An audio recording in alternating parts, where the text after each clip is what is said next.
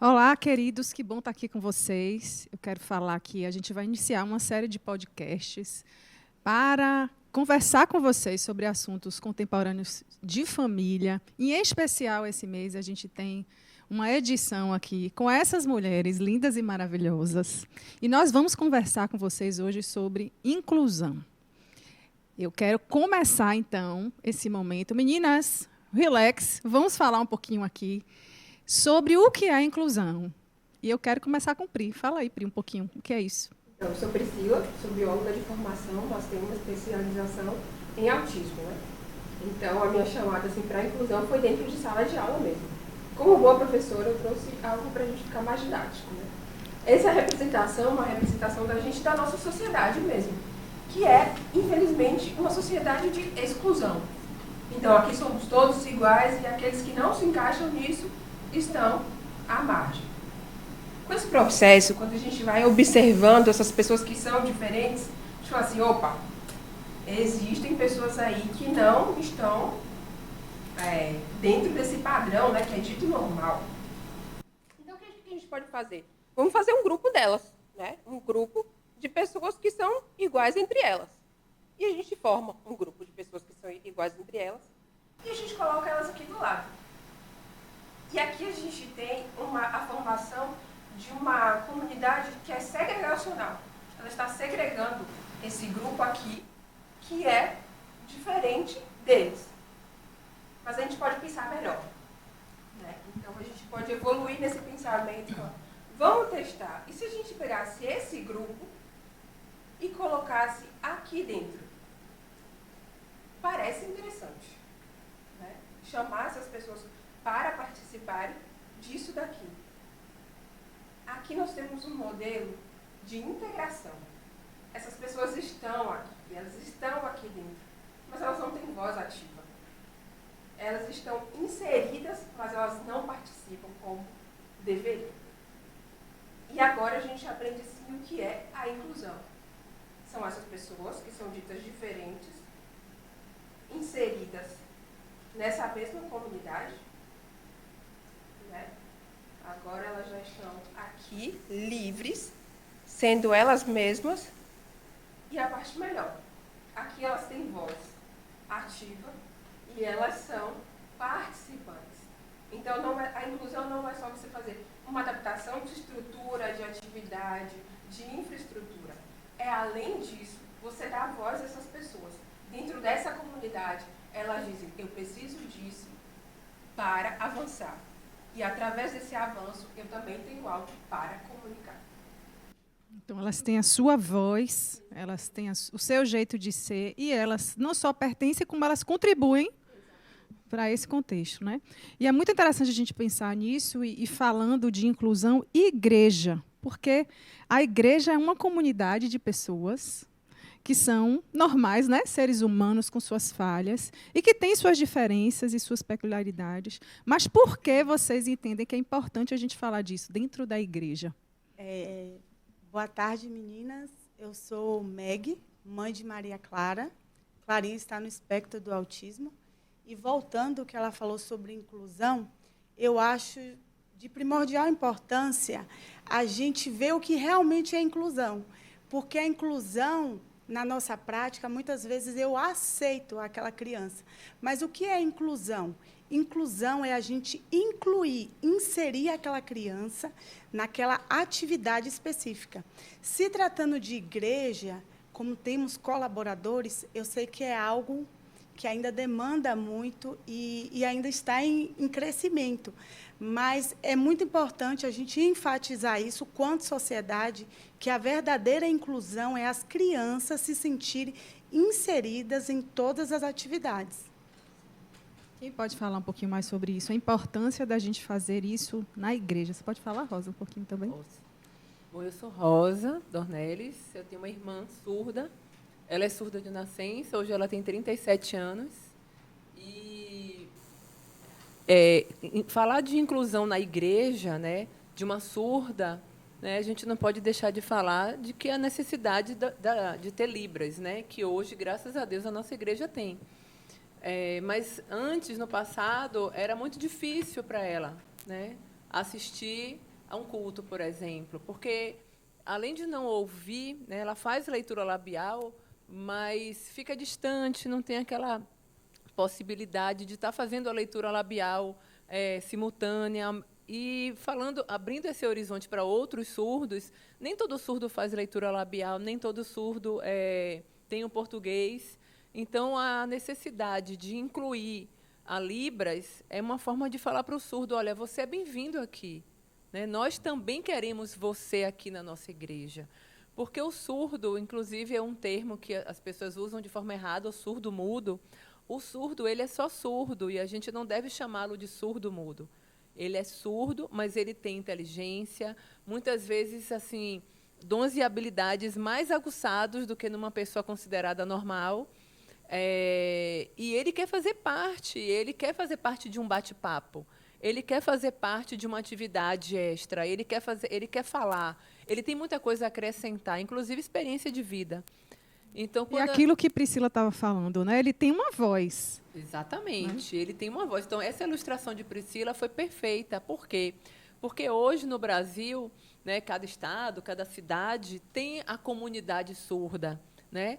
Hoje nós temos na Barra uma sorveteria de surdos. Inclusive, o dono foi colega da minha irmã na escola da infância.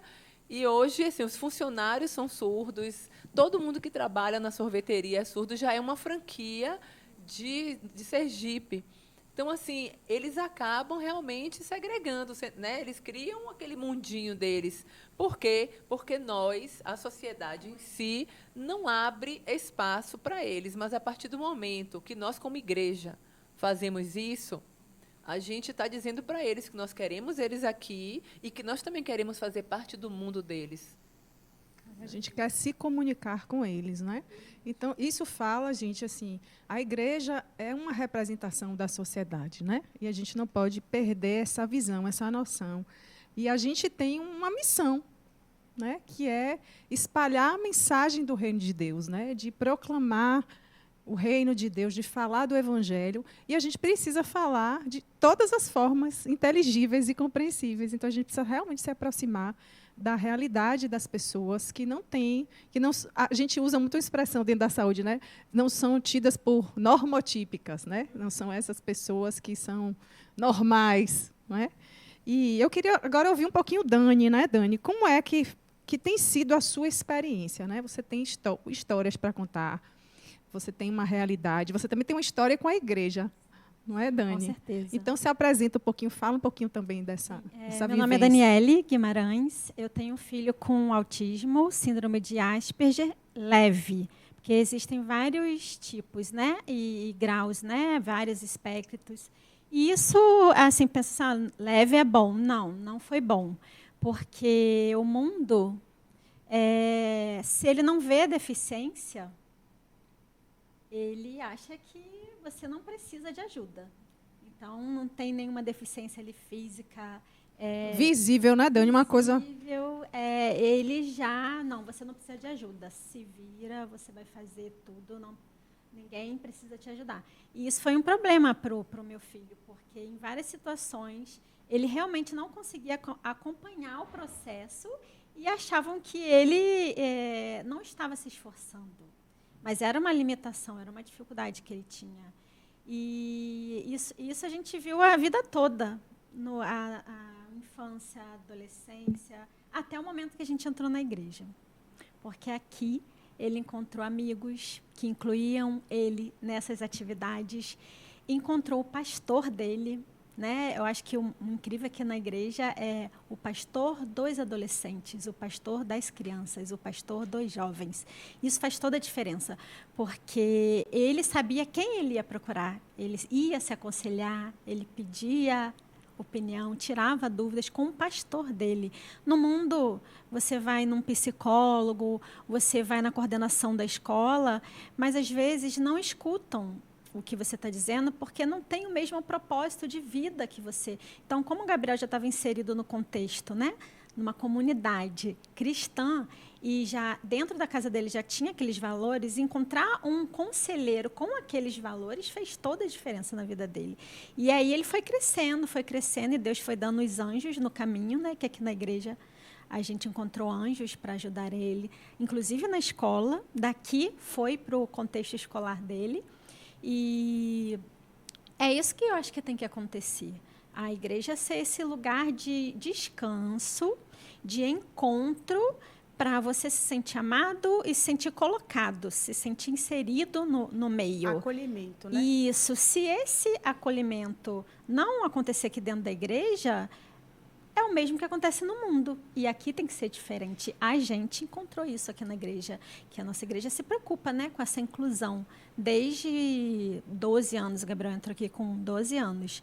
Ele foi muito amado, muito acolhido, né? E uma coisa que eu acho muito importante que eu acho que é importante a gente falar sobre os pais das crianças que não têm nenhuma necessidade entrarem nessa luta, né?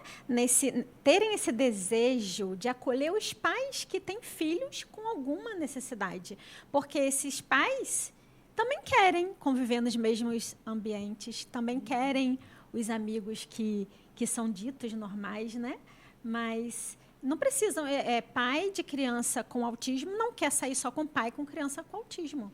O pai com criança de autismo quer sair com o pai que não e tem o quanto nenhuma. que vai agregar valor, Isso, né? isso. Quanto vai ser um aprendizado, um crescimento. Isso, eu acho muito. E dividir, né? Isso que é a igreja, né? Pessoas muito diferentes, ali na mesma comunidade, com o mesmo propósito, né? E o propósito de Jesus era esse, né? Não fazer acepção de pessoas. Amava a todos da mesma maneira e eles colocavam em todos os ambientes, né? A gente não pode ficar numa zona de conforto, não, eu só vou sair com aquele casal porque ali está tudo bem. Não, vamos convidar aquele casal ali que pode querer aquele momento ali, né? De amizade com outra criança. E para o seu filho vai ser bom, né? O pai que não tem um filho com necessidade, sair com essa família, nossa, vai promover um crescimento na vida desse filho, vai crescer um amor no coração dele, uma necessidade de amar o próximo, e acolher, crescer com esse sentimento de amar ao próximo, né? Que é isso que Jesus queria. E nós, como igreja, a gente tem que estar preparado, porque tem muitas mães e muitas famílias que eu conheço, sim, que não conhecem a palavra de Deus, sim, mas vê a IBVA hoje como referência, né, de inclusão, e vem ouvir a palavra porque elas falam, esse é o meu momento que eu tenho para mim, porque muitas delas não têm momento em casa e veem a igreja como esse processo de inclusão mesmo. E aí vem beber da água, da fonte, né? E eu vejo assim, o quanto que Deus tem trabalhado em várias famílias que eu venho acompanhando e as crianças estão fazendo parte mesmo e começaram a caminhar junto à igreja a partir do momento que a igreja deu esse primeiro passo mesmo de inclusão e que as pessoas, os colaboradores, cada dia mais vem se aperfeiçoando para receber essas famílias. Vem se interessando, né, Meg? Isso é uma coisa bem importante da gente pensar, né? Mas eu sei que as vivências aqui são muito diversas, né? Priscila também tem uma vivência na família, não é? Sim. E, assim, eu queria que a gente falasse um pouquinho também dessas dificuldades com relação à inclusão, não é? A igreja, ela hoje tem tentado se aprimorar, né? Tem buscado um meio de se comunicar, porque a primeira forma, né, que Rosa está falando é se comunicar. Mas a gente tem muito que crescer. Mas eu queria que vocês falassem um pouquinho dessa vivência de inclusão, né? Eu queria começar com Priscila falando também, dentro da sua família, quais as dificuldades que você percebe, né, que uma pessoa com deficiência tem de ser incluída. Começa do início mesmo, né? Ao saber o diagnóstico, como na minha família é um caso de síndrome de Down, né? Então a gente meio que já sabia, porque já existem exames, né? Que detectam antes na parte da gravidez da mulher. Então a gente mais ou menos já estava preparado e não preparado, né? Mas quando você chega, você vê aquele bebezinho e aí você já pensa, o que é que a gente vai fazer, né? Para ele nesse mundo. Acho que a primeira coisa que a gente pensou assim como família foi isso. né? E, tipo assim, eu, como prima, como vou ajudar? Como posso apoiar? E depois foi um processo da gente redescobrir tudo, porque ele trouxe uma nova perspectiva de família, de realidade, de sociedade, né? Então, a gente teve que reaprender sobre o mundo a partir da ótica dele. Era sentar com ele e olhar, vamos ver como é que ele enxerga as coisas de verdade. E aí tá junto com ele, né? Eu, como prima, já sinto muito uma carga, imagino vocês como mãe, mas para a gente sair na rua e ver aqueles olhares ou as palavras que a gente não gosta de escutar de maneira nenhuma, né? Sobre o outro, que eu nem ouso a repetir, já quero eliminar realmente do vocabulário, mas que todo mundo conhece. E a gente percebe, né, esses olhares. Às vezes, meus tios, eu via que meu tio ficava um pouco mais chateado. Chega a época da escola e a escola diz, a gente não pode aceitar. Por mais que seja uma lei, por mais que eles tenham que aceitar. Então, são várias portas fechadas, a gente não tem como, a gente não pode. E aí você fala assim, nossa, a gente já batalhou tanto até aqui, e a gente só quer que ele aprenda a ler e escrever. Né? A prática é bem diferente. A gente só quer que ele aprenda a ler e escrever, pelo menos, né? Dar uma outra experiência, uma outra vivência para eles também. Porque senão a gente acaba colocando todo mundo numa bolha, né? Como o Dani falou. Eu não vou sair só com famílias autistas, senão eu vou viver numa bolha autista, né? Sim. Então, e sendo que esse caminho é uma via de mão dupla. Tanto você aprende com os outros e eles também aprendem, né? Com certeza. A gente aprendeu um monte sobre empatia, sobre estar unido como família também, né? Quando a gente se sentava, então a gente queria o melhor para ele. Tipo assim, como é que eu posso ajudar ele? Então eu já passei de prima para ser a irmã. Terapeuta também. Terapeuta também. Ou a irmã, que ele falava assim, não quero ficar com ela porque ela manda em mim. Eu falei, muito bem. Não quero ficar com ela. Na verdade, isso que você falou aí foi muito importante, que é tentar entender o mundo dele, né, que é a questão da empatia. Por exemplo, no meu caso, né, que é o caso de surdez. Como que a gente entra no mundo de um surdo, gente? Né? Bota um filme lá, tira a legenda e tira o som. E tenta entender o que é que está acontecendo. Então, quando a gente começa a se colocar no lugar do outro, a criar essa empatia, e aí você começa a perceber a dificuldade, né? Por exemplo, coisas do nosso dia a dia, rotineira. Você vai num local para ser atendido e a pessoa mal levanta a cabeça para te olhar. Gente, o primeiro contato, a primeira comunicação do surdo é olhando. Né? A pessoa precisa olhar, porque como a Dani falou, né, no caso do filho dela, minha irmã, se você olhar, você não diz que ela tem deficiência. É difícil, ainda mais que ela dirige, ela é bem desenvolta, ela não Autônoma, tem, né? ela é bem autônoma e então não dá para você perceber de cara que ela tem uma deficiência. Até quando ela estacionava em vaga de deficiente, eu estava uma vez com ela, foi engraçada essa situação, porque uma senhora ficou gritando, ei, moça, não pode botar aí não, e ela não estava ouvindo. E eu podia intervir, mas eu queria assistir aquela cena para ver até onde ia dar, entendeu? Até que não deu em nada, porque Camila não ouviu, saiu andando. Aí eu cheguei para a senhora e tive que esclarecer, senhora, desculpa, mas ela é surda, e ela tem a carteirinha, ela tem um cartãozinho e tal. Então, assim, é muito interessante isso, porque quando você se coloca no lugar do outro, você começa a se comover, a entender, poxa, eu preciso ir além, né? Recentemente eu ouvi uma pessoa falando assim, gente, eu preciso aprender Libras porque eu preciso me comunicar com as pessoas da minha nação. Porque se você pensa que nós temos 10 milhões de surdos no Brasil, é um povo não alcançado, gente. Muita gente, Né? muita gente mesmo. Eu penso que quando você se coloca no lugar do outro, você começa a crescer, Sim, exatamente. né? A diferença é essa. Acho que você não tem crescimento se você viver na sua zona de conforto, né? Não tem como você crescer em vários aspectos, né? Muito bom. Quem quer falar um pouquinho mais dessas dificuldades? Eu, particularmente, também como mãe, né, de Guilherme, portador também de síndrome de Asperger, né, de autismo, eu passei uma vivência assim na escola, né, muito interessante, que como ele também não tinha essa deficiência visível, as crianças na época achavam que ele era privilegiado, porque ele tinha um acompanhante. né? Que ele era o bonzinho, gatinho. Por que ele tem uma pessoa só para ele aqui dentro da sala de aula, né? E isso aconteceu na igreja também. A gente teve um movimento assim de sempre ter uma pessoa apoiando ele, né, na salinha, ou era eu, ou era a Zite, que ficávamos também à época. Então, assim, é muito bom também a gente parar e pensar que as pessoas, muitas vezes, elas não sabem lidar com isso, né? E esse espaço da igreja também é um lugar da gente ter essa humildade de comunicar, né? Porque às vezes a gente fica nesse lugar, né, como família, todo mundo tem que compreender o meu lado, mas eu tenho que dizer, olha, meu filho, eu estou vivenciando essa situação, eu quero pedir sua ajuda, não é? Então, assim, alguém também tem uma vivência assim, né, de repente se sentir excluído, mas por de fato também não ter essa troca, né, da comunicação, da gente sinalizar também para o outro, né, que a gente precisa desse espaço, dessa ajuda, dessa escuta. É interessante você falar isso sobre para a gente chegar, né, e falar. Eu lembro que o meu início, Clarinha iniciou, diferente de você e de Dani.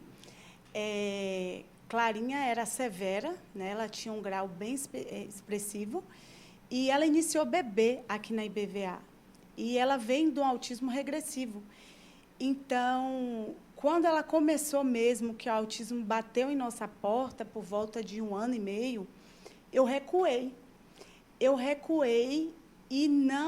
eu não aceitava o diagnóstico da minha filha, porque eu só lembrava que ela falava, que ela fazia todas aquelas coisas e parou de fazer. Então, eu recuei da igreja. Eu fiquei uns 2 anos, quase 2 anos, sem trazê-la para a igreja. E quando eu respirei e falei, eu vou encarar, eu vou levar na igreja, eu não conseguia falar isso ainda na igreja. E isso é importante. Porque muitas vezes os pais chegam na igreja, mas eles não conseguem falar. Porque é uma coisa que eu sempre digo, eu vou engravidar pensando que você vai ter um filho especial. Ninguém projeta isso. O transtorno bate em nossa porta. O transtorno bate em nossa porta, como bateu na nossa. Então, foi muito difícil, porque chegar com Clarinha nos lugares era muito difícil. E nosso primeiro encontro aqui na igreja, quando eu voltei com ela, foi muito difícil. Eu lembro que eu saí aos prantos, porque as professoras, elas tentavam. Eu não avisei a ninguém, porque eu tinha aquela esperança dentro de mim de chegar aqui e ficar tudo bem. Como ia ficar tudo bem uma criança altamente disfuncional, hiperativa? E aí todo mundo queria me ajudar. Ao mesmo tempo, às vezes eu achei indelicado, só que o processo estava em mim, não era nas profissionais, porque as meninas estavam o tempo todo tentando me ajudar.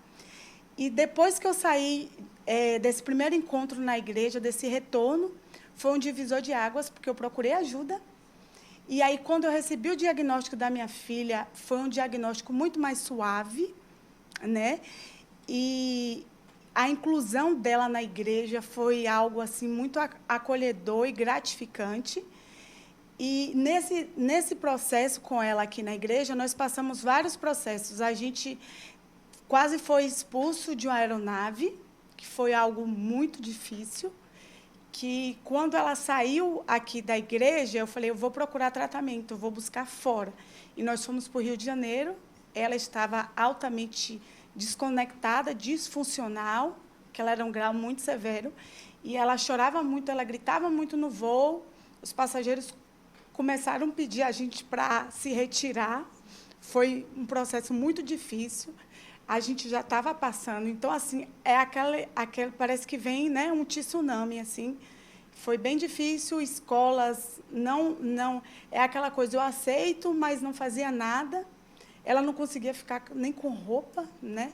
Então, realmente, a gente passou muita coisa, que é o que eu acompanho algumas mães hoje e vejo o quão difícil é, né? Hoje, graças a Deus, Clarinha está ótima, ela vai para todos os lugares, ela fala, ela é altamente funcional, mas eu acho importante a gente também entender esse lado das mães, quando chegam, sabe? Porque muitas... Eu falo até assim, essa palavra é assustadora, eu falo com as meninas, nunca cheguem para uma mãe, quando você vê a criança pequenininha, que você vê algo diferente, ela é especial, ela tem autismo. Não, porque isso é algo que marca muito. Como eu ouvi, né? Acaba que aquilo ali foi um despertar, né, em mim. Mas eu vejo que isso ainda incomoda muitas mães que estão iniciando. Ela tem alguma demanda em especial? Eu gosto muito desse termo. Agora não, né? Agora a gente já acostumou com tudo. Quer falar, Rosa? Você ia falar alguma coisa? Na verdade, eu vejo nisso tudo aí, porque nós, seres humanos, nós todos, nós temos como uma das nossas necessidades básicas a necessidade de pertencimento. A gente quer estar dentro de algo, né? Dentro de uma sociedade, dentro de uma comunidade cristã. A gente tem a necessidade de pertencer a. E quando a gente tem um especial, né, um diferente na família, a gente já sabe que vai enfrentar uma coisa que a gente não gosta de falar, mas é uma palavra que a gente vivencia, a gente encara, que é a rejeição. É a rejeição, gente, né? Minha irmã, por exemplo, ela foi rejeitada até por alguns familiares que não aceitaram.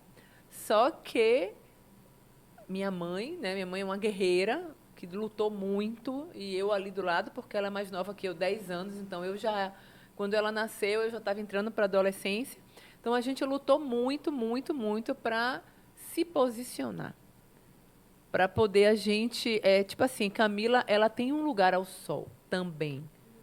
Ela só é surda. E mais nada. E é possível ela fazer parte, sim, da sociedade, ter voz ativa. E, assim, engraçado que ela cresceu e ela mesma lutou por isso, né? Tudo o que ela projetou para ela trabalhava na Ford, ela queria ter um filho, ela teve, ela queria dirigir, ela tem carro. Tudo, Camila, ela projetou e ela conseguiu por causa de posicionamento. Porque lá atrás houve muita rejeição de escolas, de lugares públicos, enfim. Se a gente for contar aqui, garanto que cada uma tem N histórias para contar. Mas, e isso aí que você falou é importante, porque, primeiro, você tinha o medo, não é vergonha, é medo de não ser aceita. Como é que eu vou falar que minha filha é autista e se ela for rejeitada? E será que a igreja está preparada ou não para isso? Ainda tem aquela coisa assim que eu acho que toda mãe passa, né, já que estamos nesse universo feminino aqui, que é ficar pensando assim, poxa, minha filha é mal educada, né? Fica aquela coisa assim que as pessoas não sabem muito identificar. Então, quando um filho é mal educado, ninguém fala que o problema é do pai, né? O problema é porque essa mãe não acompanha essa criatura, porque não educa, né? Porque não. Então, assim, ainda tem essa questão, que é uma questão social também, gente. É uma questão da realidade. E na igreja isso é muito forte também, né? As mães se responsabilizam muito, né? Ficam nesse lugar também. Então, a gente precisa entender que assim, a minha forma de encarar também essa realidade que eu falo para vocês, que envolve a nossa fé, né, que envolve a nossa convivência, é ser sincero. Não é? É não só buscar a escuta, mas é a gente falar mesmo, né, falar a verdade. Não esconder a situação, né? Porque se a gente quer apoiar que cada um nesse lugarzinho aqui, né, tem um espacinho aqui, cada um é de uma cor. Inclusive, a gente precisa construir, né, isso com o nosso filho, com o nosso parente, que ele tem esse lugar também na igreja. Ele vai ter que ter a voz dele, ele vai ter que exercitar os dons, né, os talentos que Deus deu para eles. Né? Então, isso é um desafio também, né, Dani? Dani quer falar sim, também. Eu quero, sim, sobre isso, sobre exercitar os talentos na igreja. Né? Aqui, o meu filho teve oportunidade de vencer várias barreiras. É o grupo de teatro, é a conexão. Nossa, o GC, acho que o GC é o maior de todos, né? Mas aí vem a família, né? Dessa parte de não se esconder. Da família inserir o filho no contexto, porque se a gente ficar na nossa zona de conforto, não, ele não vai, eu não vou mandar ele para a conexão, pode acontecer alguma coisa. Não, no teatro ele não vai porque ele não consegue falar. Não, ele foi, se pintou. Eu perguntei, meu filho, como você fez isso? Quando a gente viu, a gente chorou vendo ele no teatro a primeira vez, na conexão. E aí eu falei, como que você conseguiu, Gabri, ir no teatro? Aí ele, eu não precisei falar e estava pintado. Ninguém me viu. Foi interessante. E venceu uma barreira. Fez teatro. E o GC, daqui a pouco, mandou uma foto com a plaquinha. eu vou obedecer meus pais. Eu não sei. Estava ali no contexto, né? De tudo, inserido em tudo. Tem um grupo lá de amigos do WhatsApp. Outro dia entrei no quarto, eles estavam jogando videogame online, todos juntos. Falei, entraram no mundo dele, que é o videogame. E assim, mas assim, entre a gente escolher, colocar a igreja também em primeiro lugar, né? Buscar o conhecimento de Deus, porque senão eles ficam no mundo deles mesmo. Eles têm um mundo deles que é mais confortável para eles, né? De não interagir com o outro, né? De não precisar conviver, de não precisar do contato físico. Aí cabe o pai e a mãe também não se esconder e inserir esse filho nesse meio, né? Porque senão não tem crescimento, né? Que nem a gente estava falando. Bom, gente, eu estou gostando demais aqui desse papo. Eu quero falar um pouquinho mais com Priscila, né? Você também como profissional, Pri. Como é que você vê que hoje, né, a igreja, a gente está falando de BVA, mas a gente está falando, né, para a sociedade, a gente está falando para outras igrejas, outras pessoas, outros espaços. Como é que você vê que a gente pode também melhorar, né, esse espaço social da igreja? Como a gente pode acolher melhor? Como a gente pode crescer? Eu queria que você falasse um pouquinho dentro da sua visão também. A gente já começou bem a partir do momento que a gente desperta para isso, né? Então, pode ser que a gente não tenha um grupo de inclusão já super engajado, mas nós temos um Ministério de Surdos. Nós estamos aqui falando num podcast sobre deficiência. Então, a gente já abriu essa porta, né? Então, para mim, essa é a parte mais importante. A gente entender que temos uma demanda e queremos assumir essa demanda. Esse trabalho também é nosso, né? Esse trabalho também é da igreja. A igreja também é um corpo que agrega, é um corpo que não vai fazer exceção de pessoas, né? A igreja é essa mesa de compartilhar pão com todos. E chá. E chá também. Com todos. Todo mundo vai comer e vai beber disso. E eu acho que, como pensamento cristão mesmo, a gente tem que cair na nossa espiritualidade, no nosso discipulado pessoal mesmo, que Jesus faria isso. Ou melhor, ele fez isso, né? Então, eu acredito que o principal a gente já está fazendo. O resto vai ser um desenrolar daqui. Quantas outras coisas, quantas outras ferramentas a gente vai agregar, né? Particularmente, se eu puder contar um testemunho assim, em breve, eu tive uma experiência, né, com uma criança com deficiência. Eu falei assim, vou mudar o rumo da vida e vou estudar isso. E era um momento que eu estava pensando, eu precisava de um afunilamento assim, na minha profissão. Essa oportunidade apareceu, eu fui e faltava algo. Eu falei assim, no meu coração, eu sempre tive isso, não por ser mais espiritual do que ninguém, mas eu realmente boto aquela coisa assim, tudo que eu fizer vai ser para a glória de Deus, não é? Eu brinco com as minhas amigas assim, que eu tenho uma cabeça filantrópica. Se não precisasse de dinheiro, desse descambo, estava ótimo para mim. Porque eu tenho uma cabeça filantrópica. Mas precisa, né? Precisa de dinheiro. Elas têm uma cabeça filantrópica. Eu falei assim, eu preciso fazer isso também dentro da minha comunidade. Eu falei, será que tem espaço para isso? Como é que eu posso fazer isso?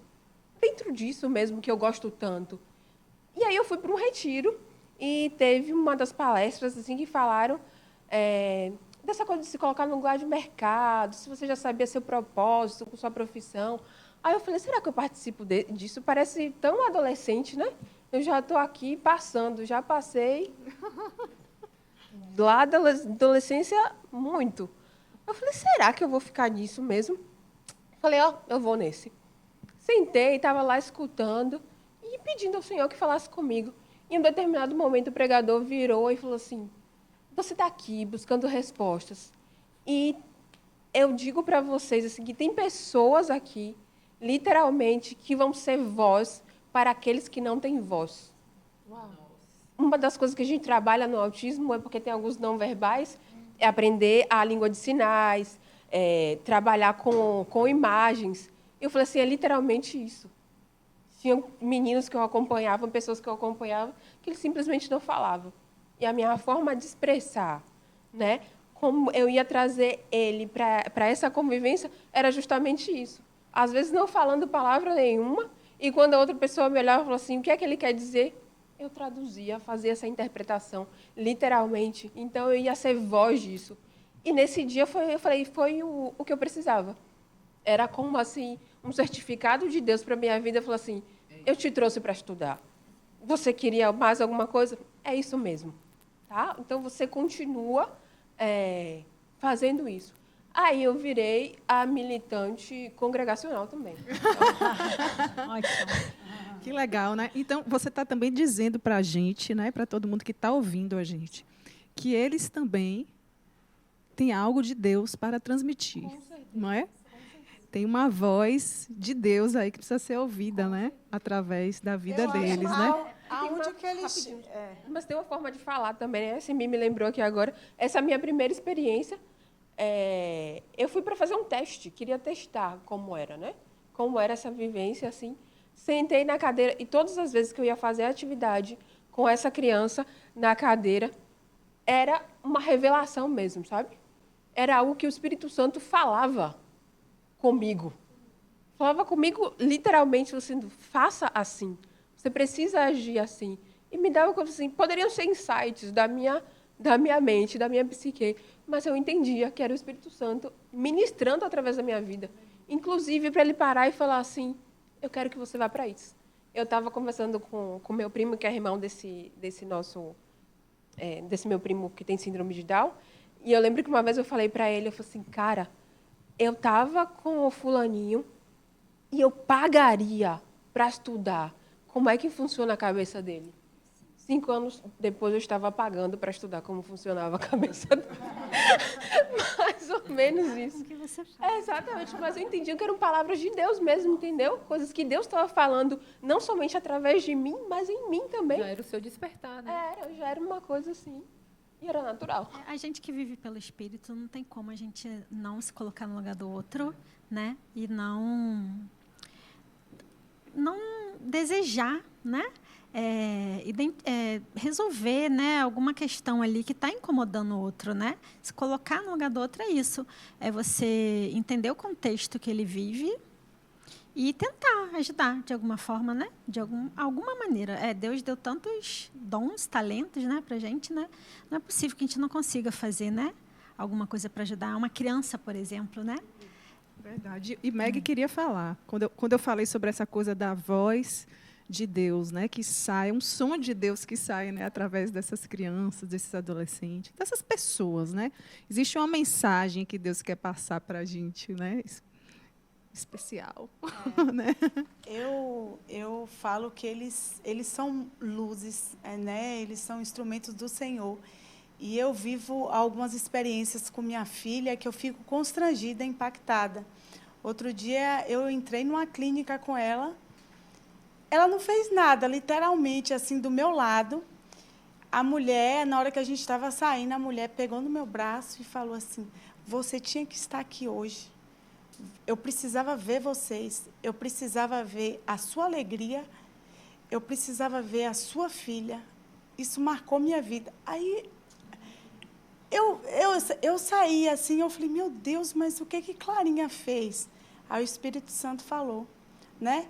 Porque aonde eles chegam, isso eu tiro na família do meu esposo, na minha família, o quanto que eles vêm para modificar, para fortalecer.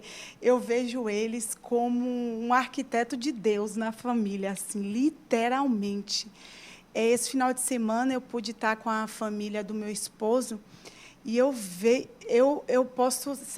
nós podemos ser agraciados de ver a transformação da família do meu marido, assim, como um todo, através da vida dela, né? O quão essas crianças são literalmente especiais e têm esse poder em Deus de modificar os lugares, né?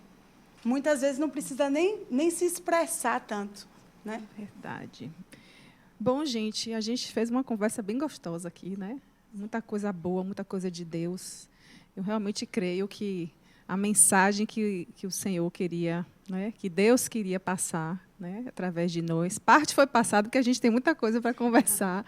Mas eu queria terminar esse momento aqui e queria realmente pedir que vocês comunicassem para a igreja, para as pessoas que estão ouvindo a gente, né, algo específico assim, que é que você gostaria de comunicar, como se você fosse a sua família, né? Eu queria dizer, gente, conheçam meu filho. Vale super a pena. Ele é uma figura sensacional. Ele tem um som do céu para dividir com você, né? Então, eu queria também que vocês fizessem isso para a gente terminar esse momento aqui.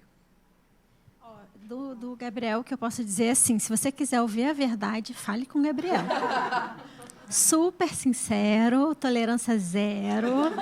Mas, assim, ali você não vai ver mentira, não vai ver confusão, só vai ver Pureza. verdade. Eu acho que é isso que a gente vê em todos eles, é a verdade. Um dos atributos de Sim. Deus, né? Sim. É verdadeiro. Isso. Que bom. É. Que bom. Eu aplico isso diariamente com minha filha, com Clarinha. Então, ela acorda de manhã e aí ela já acorda assim, né? Eu tenho a mente de Cristo.